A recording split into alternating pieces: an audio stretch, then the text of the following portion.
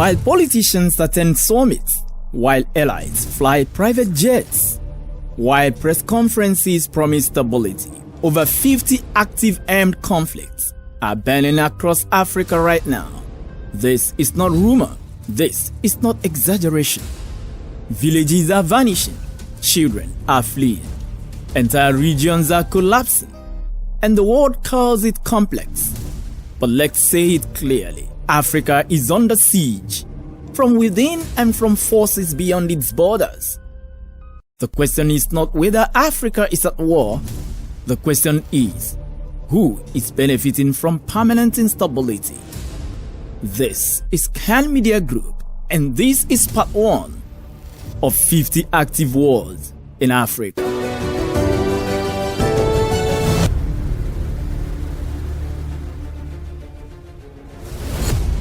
Look at the Sahel, Mali, Burkina Faso, Niger. Since 2012, this belt has transformed into a war corridor. Groups linked to Islamic State, Al-Qaeda have expanded operations dramatically. Coups followed insurgencies. Insurgencies followed weak governance. Foreign troops arrived. Foreign troops withdrew. Violence multiplied. Burkina Faso now records some of the highest conflict-related fatalities globally.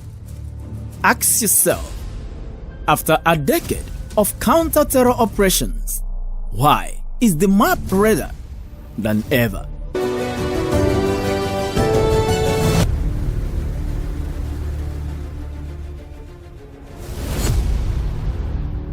In Sudan, war exploded in 2023 between the National Army and the Rapid Support Forces. 2 power centers, 2 generals, 1 country torn apart. Khartoum, once a political capital, became a battlefield. Millions were displaced. This is not ideology. This is power struggle. When elites fight for control, ordinary Africans pay with their blood.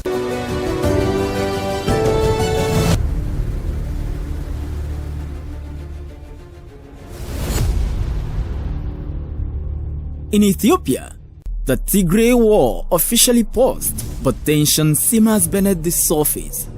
In Somalia, Al-Shabaab continues despite years of international intervention. Billions spent, peace still fragile. Why do these conflicts never fully end? Because instability has become normalized.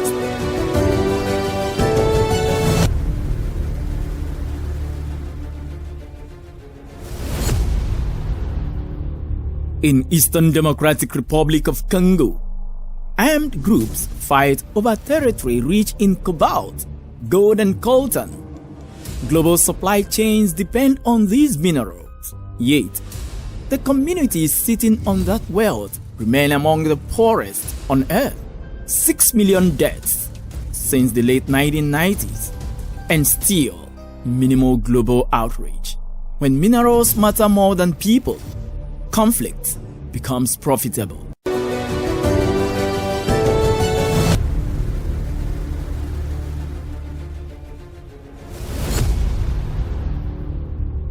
Across these 50 conflicts, patterns repeat itself. Power struggles disguised as ideology, resource battles disguised as tribal tension, foreign interest disguised as partnerships, youth unemployment fueling recruitment, weak institutions enabling warlords. This is not coincidence, it is structural.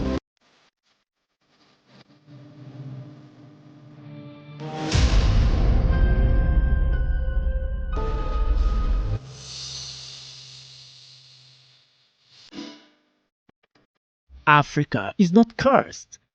Africa is manipulated. And until leadership, accountability, and sovereignty become real, the wars will multiply. This is part 1.